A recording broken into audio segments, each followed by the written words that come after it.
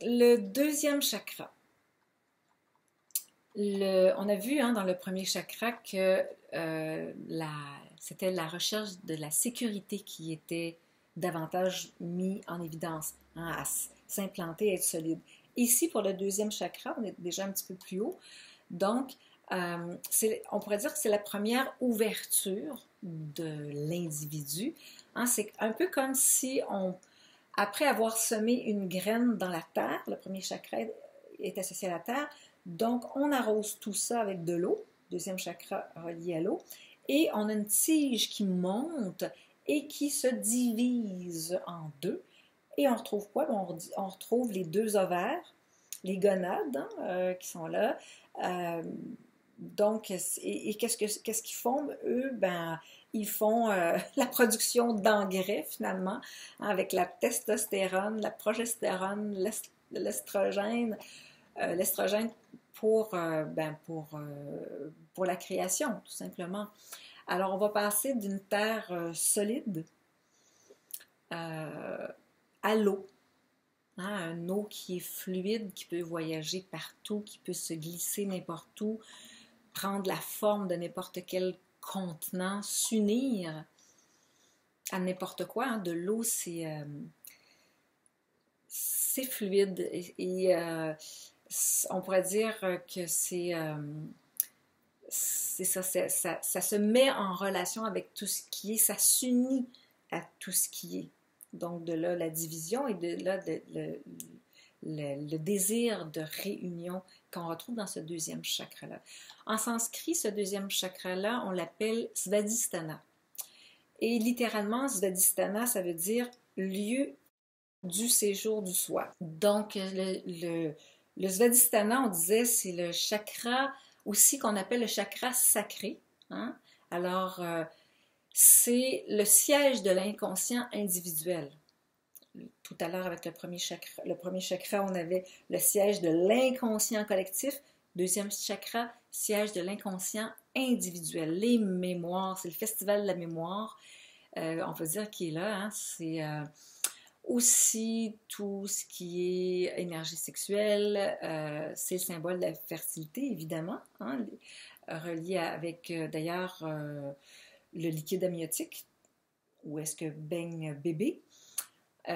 Tout ce qui est fécondité, acte de création, plus particulièrement où il est situé à, si vous mettez deux ou trois, ça dépend de votre grosseur de doigt, en dessous de votre nombril, il est situé là, et bien sûr, il serait connecté évidemment dans la colonne vertébrale, particulièrement avec comme tous les chakras, avec Shushumna, c'est-à-dire notre fameux fil blanc là, qui passe à l'intérieur de la colonne vertébrale, qui monte jusqu'au chakra de la couronne, notre fil électrique qui va monter notre électricité.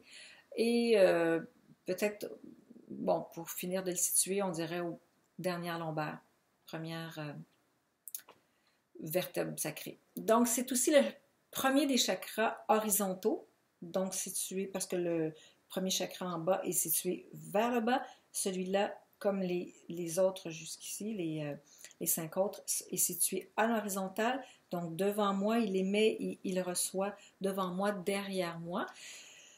Son rôle principal, c'est de transmettre la vie. C'est de transmettre la vie. Donc, c'est là où c'est vraiment le siège de l'énergie. C'est là où on dit le chi, le fameux chi. En Japon, on va dire le ki. On va dire, il y a différents noms pour nommer cette énergie-là. Donc, ils vont l'appeler le plasma, le prana. Bon, bref, la kundalini qui est un peu en bas. Mais donc, ce fameux chakra sacré, Svadhisthana, c'est la zone de transmission des liquides dans le corps. Donc, les liquides qui transmettent la vie. Le flux, le reflux des liquides à l'intérieur de soi, on est quand même fait quoi? Un pourcentage énorme d'eau, même si on a tendance à se dessécher un petit peu en vieillissant. On peut dire que bébé, c'est pratiquement 90%, 85% d'eau, et après, on finit peut-être à 70%, mais tout de même.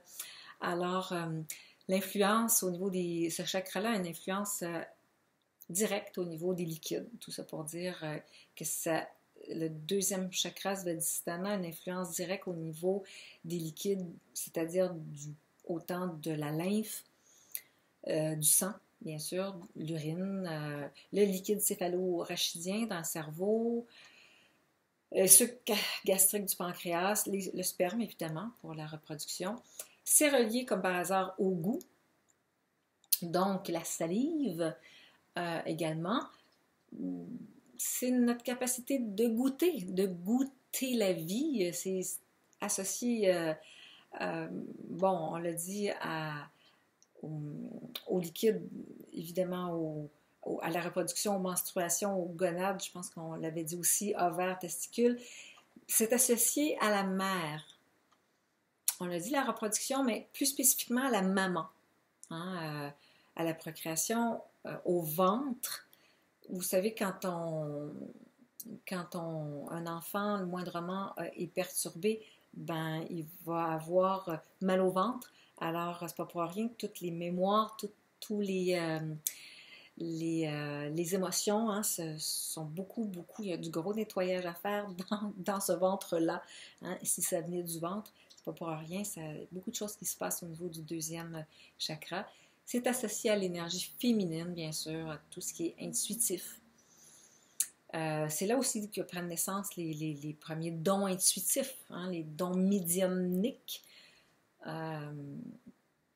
C'est drôle que le flash qui me vient, qu'on voit souvent des grosses madames qui ont des dons de médiumnité avec plein de barbouillés d'émotions. Bon, peut-être qu'il y a peut-être une suractivation à ce moment-là de ce deuxième chakra. Mais bref, quand on vient à bout d'avoir cette hypersensibilité et de ressentir dans nos entrailles, quand on dit je le sens dans mes entrailles, dans mon guts en anglais. Donc, ça prend vraiment racine dans ce chakra-là, qui est notre deuxième chakra. La couleur associée, c'est le orange. Donc, une couleur très pleine de vitalité, hein, le orange, un mélange de rouge et de jaune. C'est la porte d'entrée de la force vitale, la porte d'entrée du prana. Ce que ça veut dire, ça, c'est que plus ce chakra-là est en harmonie, plus il est vibrant, plus il est que ça circule, ben, plus c'est lié à la joie de vivre, à tout ce qui se rapporte aussi au plaisir, au désir, hein, au désir d'aller de l'avant aussi, bref, à tous les plaisirs. J'ai dit tantôt que c'était associé au passé, c'est associé effectivement à la famille, on l'a dit à la mère, mais à la famille aussi, à toutes les émotions. Évidemment, à toute la nourriture, les boissons, évidemment, on a dit au liquide, c'est un petit peu relié aussi à ça. C'est associé à la vie, à la mort, puisque c'est la joie qui est là, ou le sentiment de l'énergie de la vie qui est là. C'est particulièrement associé aussi au sentiment qu'on a envers les autres. Alors, tout ce qui est relation avec les autres, tout ce qui est communication relationnelle, tout ce qui est, voilà, tout ce qui fait qu'on goûte la vie, en fait, et dans ce ventre-là. Hein. Et puis, c'est aussi on a dit la capacité à communiquer, la communication relationnelle, mais c'est aussi la possibilité de communiquer avec notre corps. De quoi le corps a besoin. Hein? De quoi il a besoin pour être satisfait, pour éprouver du plaisir, pour goûter la vie. Est-ce qu'on se donne le droit de goûter la vie? C'est la différence être un zombie ou être en vie. Alors, c'est associé à la connaissance aussi, la connaissance de ce dont j'ai besoin, mes besoins en général. Hein? Quand ce chakra-là est bien vibrant, bien harmonisé, quand cette centrale électrique-là est bien fonctionnelle, ben c'est tout ce qui est associé avec l'harmonie dans nos relations. C'est la différence entre l'harmonie ou le conflit. Si vous créez constamment ou vous vous retrouvez constamment avec des conflits, ou si vous ne savez pas pourquoi, mais les gens se mettent en conflit avec vous, vous renvoient de l'agressivité, il se peut qu'il y ait des mémoires, ça n'a peut-être rien à voir avec vous qui êtes une merveilleuse personne, une très bonne personne, mais il se peut qu'il y ait encore des mémoires tissées très serrées à l'intérieur de ce chakra-là qui aurait vraiment avantage à être libéré, à être fluidifié, des pardons à faire, etc. Donc, c'est la différence entre l'harmonie ou parfois des grosses frustrations accumulées, de la haine, de la colère. Hein. Donc, en résumé, on pourrait dire que se trouve dans ce deuxième chakra, au niveau du deuxième du chakra sacré, tout le sentiment d'être épanoui. C'est là que ça se trouve, de se sentir bien, de sentir qu'on a on est épanoui puis qu'on a une vie épanouissante. Alors, l'aspiration de ce deuxième chakra-là, c'est de répondre à ses besoins. Hein, c'est le respect de soi-même, le respect de ses besoins les plus fondamentaux pour trouver la joie de vivre. Alors, lorsque ce chakra-là est bien en harmonie, on se sent bien dans sa peau. On a l'estime de soi, on a une bonne ouverture d'esprit, on est ouvert aux autres. On a des bonnes relations. Davantage aussi, on pourrait le spécifier avec le sexe opposé, parce que quand c'est pas le cas, il y a un blocage au niveau du sexe opposé.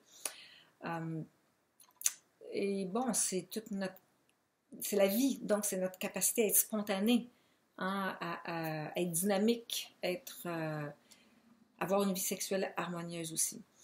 Quand c'est en déséquilibre, quand ce chakra est en déséquilibre, on peut avoir ce qu'on appelle les troubles alimentaires, donc boulimie, anorexie, ce qui est particulièrement intéressant parce que c'est très relié, la boulimie et l'anorexie, c'est très relié au rejet de la féminité, hein, au rejet de la mère en particulier.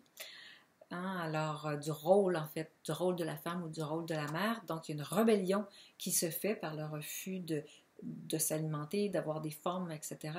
Donc, ce chakra-là, il est pas comme par hasard souvent déstabilisé à l'adolescence, hein, dans la période de puberté, justement la période de l'éveil sexuel. Alors, c'est également ce chakra-là qui serait en déficience, un manque d'intuition ou de connexion avec soi-même.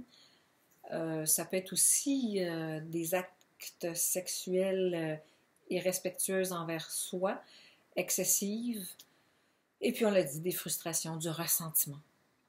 Beaucoup de ressentiment qui peut amener le repli sur soi, donc manque de contact avec des relations avec les autres, l'isolement, un sentiment de vide, comme si notre ventre était vide, comme si on était vide, de la peur, un manque d'initiative aussi, de l'impuissance, de la frigidité, et tout ce qui est problème dans ce coin-là, les utérins, rénaux, infections urinaires, vésicules, et les raideurs dans le bas du dos, bien sûr, et les problèmes circulatoires. Donc, bien sûr que vous pouvez penser que des mouvements libérateurs, c'est assez facile d'en trouver pour ce bout-là. On va en faire dans notre formation, des postures spécifiques. Vraiment, il y en a toute une série qu'on peut faire pour délier ce ventre-là, délier ce deuxième chakra-là, le bas du dos, que de mémoire à nettoyer, à libérer. Les respirations de la même façon, hein, il y a des puissantes respirations libératrices qu'on va pratiquer, toute une série, des méditations, même chose pour être dans le plaisir, pourquoi pas. Hein? Alors, très, très original, mais très, très respectueuse. Soyez sans crainte. Alors, je vous dirais que pour tous les exercices que vous pourriez avoir envie de faire déjà, si vous ne suivez pas la formation à la maison, ça serait vraiment le mot d'ordre, ça serait lâchez-vous. Laissez sortir le méchant. Je dirais poussez fort pour faire naître la vie de vous. Voilà pour le deuxième chakra. Bien vu, encore une fois.